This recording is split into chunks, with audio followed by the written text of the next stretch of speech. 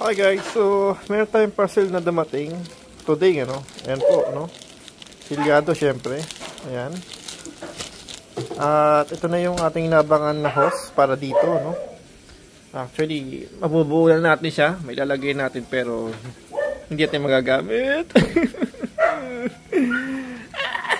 Okay, pero ibubuksan natin ito para makita natin yung pinaka-hose na in-order natin, no?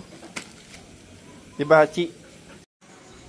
Okay, so yung pinaka hydraulic switch pala natin sa brake light, hindi pala siya match dito sa stock ng Raider, no? So ano siya pala, parehas na siyang parehas siyang male, no? Kasi yung sa stock natin ito female, so dapat ito ganito siya dito.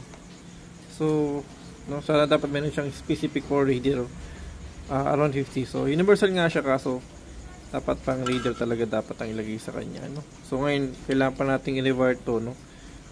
Yun nga, hindi naman pwedeng kunin yung pinaka pin kasi iba nga yun, pares lang male, kailangan natin female. So malamang ikakat natin to tapos para lang mapagsako natin siya dito, no? So yun ang nito, problema dito ngayon. Yun, nakapaglagay tayo ng hose niya, which is black din siya guys, para at least yan, malinisin ng all black part na to. Na rewiring natin pinaka switch niya, okay na rin, no? So ano lang ang kailangan dito is pag-bleed lang, okay, so at least nakabitan natin siya totally. Yan, nakaporma na.